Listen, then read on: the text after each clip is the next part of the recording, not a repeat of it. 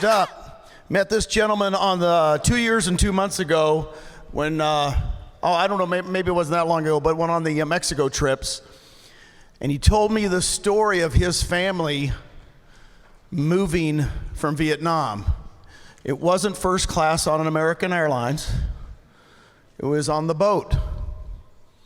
When he was 8, 10 years old, his mom said, get on the boat. And they were going to get on the first boat. I'll never forget this. And Tommy told me, he said, Gene, my mom said, don't get on that boat. And he goes, what do you mean? It's the first boat out of here. We got to get out of here. Here they come. And he goes, nope, here comes the bombs. He goes, Mom says, I got a feeling, don't get on the boat. That boat blew up in the harbor. They got on the second boat. And when I hear people talk about their parents and their mom and their dad, like they've impacted their lives so much, it's a big impact on me.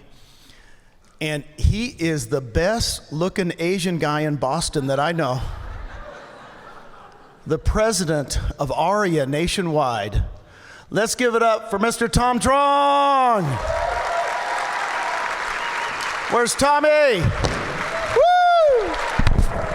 Love you, man. Love you. Thank you so much. Tear it up. Woo! I'm just an ordinary guy, here to help folks become extraordinary. That is why my mom left Vietnam in 1975. It wasn't the first boat, it was the second boat, like Gene said. And this is our third try to get out of the country, right? We didn't come from riches, and we were all fighting for a position on the boats.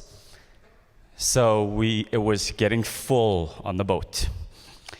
And she goes, I was 7 years old. She goes, we're gonna send you up first. So if you can envision a boat with ropes and everyone's climbing up the boats. And he goes, Tom, climb up that boat. You get there, and you scream for your family. So then my younger brother climbed up, and then my younger sister climbed up. 8 kids, by the way, single mom. Okay? I got up there and I screamed for my mom and my brothers and sisters. And we got on the boat and we got out.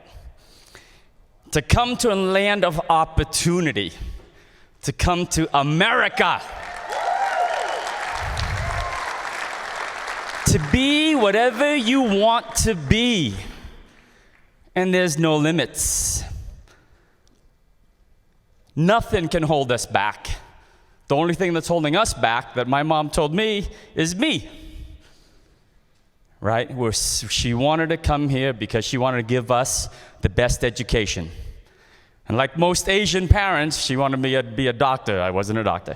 She wanted to be an attorney. I wasn't an attorney. She wanted to be an engineer and, all these things. My brothers, my sisters, my siblings became engineers, doctors, so on and so forth. This kid went into real estate. So I'm just ordinary, like you. All right? But when I graduated from college, by the way, all of the kids paid for their own way to college. There was no college fund. When I graduated from college, I went to work for an organization in the insurance business. I was a young kid, and it took me basically 9 years to get to a level where I was the area chief financial officer for a publicly traded company, one of 5 area CFOs. And basically from the day that I started, we were the 13th largest brokerage firm in the United States. By the time I ended with my career in the insurance business, we were the 3rd largest in the world. That company is still there today, Arthur J. Gallagher. They gave me what I needed to do. There's a reason I'm sharing with you the story is because my last name is Truong. As much as that company was, and it's a great company, they gave me the path to freedom, but I wasn't as connected as I needed to be. I got to the 2nd corner office, never the 1st corner office. I was the CFO, not the CEO. There was that ceiling that I could never break through. And one of my mentors says, Tom, you're not going to be the top dog there. And I wanted to be top dog. I said, my mom wanted me to be successful. So that's when I left that business and cashed in all of my stocks, left a lot of stock options on the table, but I wanted to chase a dream. Now, the reason I left that company was the first reason, but the real reason was in the last 3 years, I did mergers and acquisitions. Okay, and my job as the CFO was to crunch the numbers. And then, as soon as we rolled these agencies in, my job was to downsize, was to right size, was to lay off folks.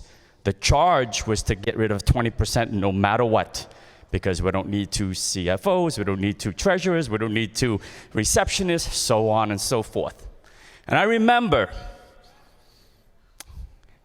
I was sitting across from the desk with this gentleman, 56 years old, 3 kids in college. His wife never worked because he gave his entire life to building this insurance agency. But he had 0 ownership.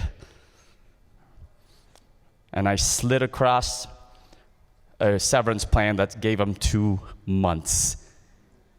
And his tears started wetting his shirt. And then it started hitting the teak wood desk that he sat behind.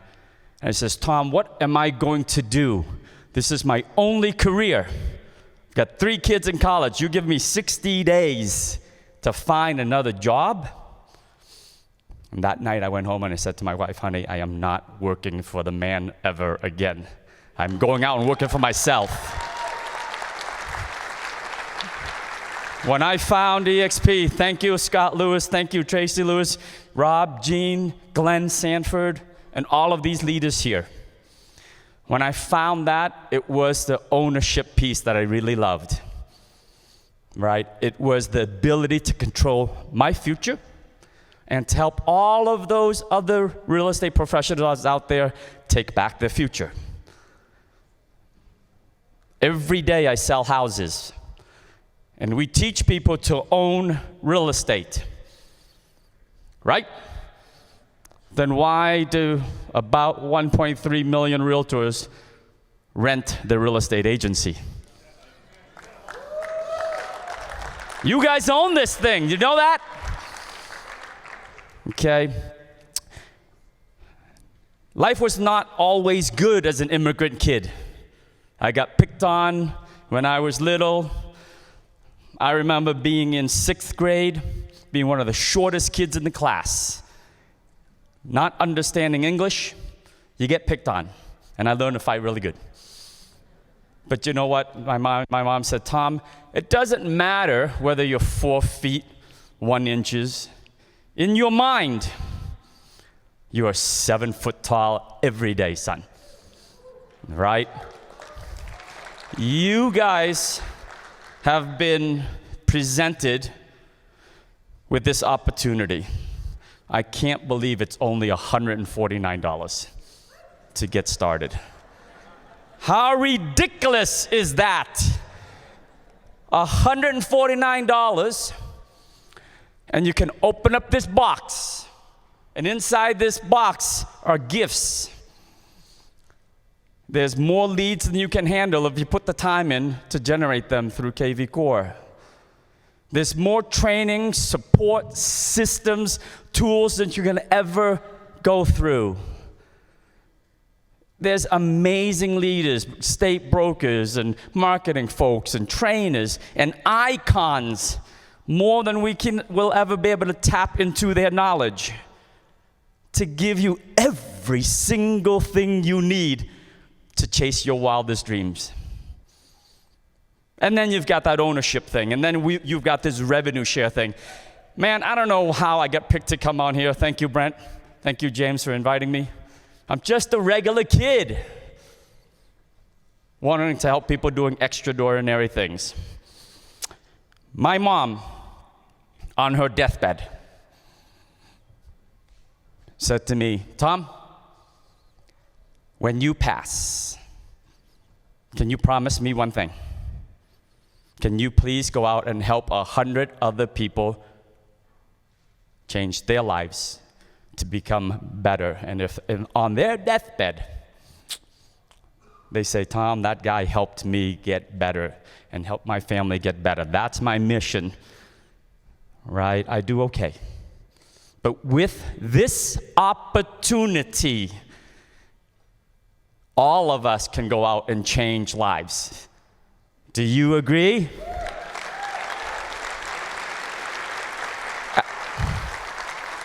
At some point, it's not going to be about you when you guys figure that out.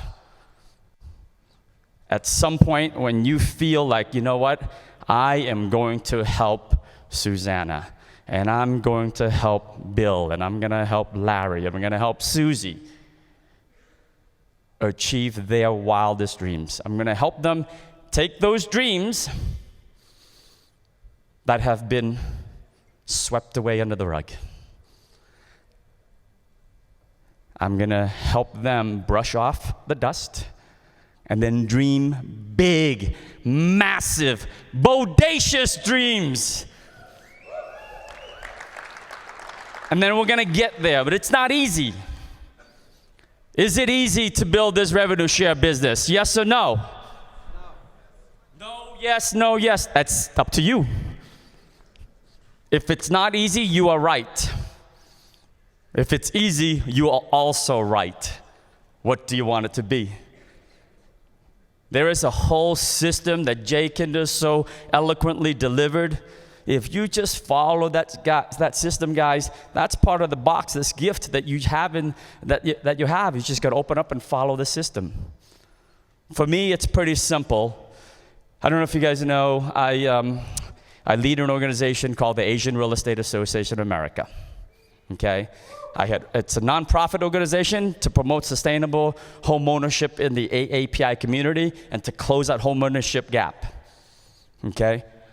I don't get paid a dime for it. Okay? Not a dime. Okay? On a weekly basis, I invest about 30 hours a week without travel for this organization. Okay? I was elected more than 2 years ago, and you work your way into the presidency. When I ran, my wife, Marissa, says, Tom, you really want to do this?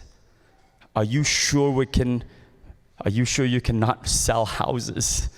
Are you sure we can do this? I says, honey, we will figure it out. That was before Scott and Tracy reached out to me.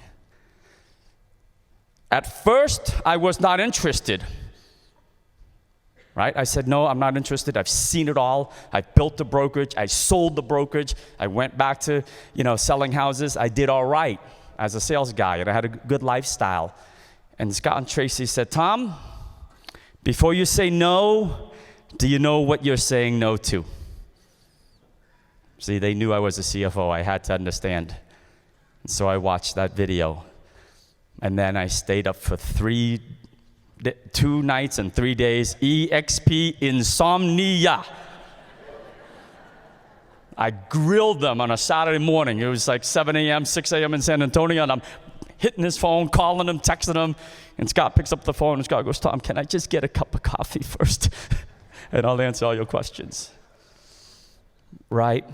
So then Tracy asked me another question. Tracy goes, Tom, doing what you're doing now, it seems like you're doing very well, because she stalked me on LinkedIn and Facebook and stuff, right? Seems like you're doing well now. But what vehicle do you have to help 100 other people become successful? So ladies and gentlemen, I stand before you, an ordinary guy, but we, with this program, can do extraordinary things and help people achieve their dreams wildly. Thank you very much. I love you guys. You are my family here. You're my business partners. And let's take this organization from 20,000 to 200,000. Yes? Mr. Tom Truong. Thank you, sir. Thank you for that.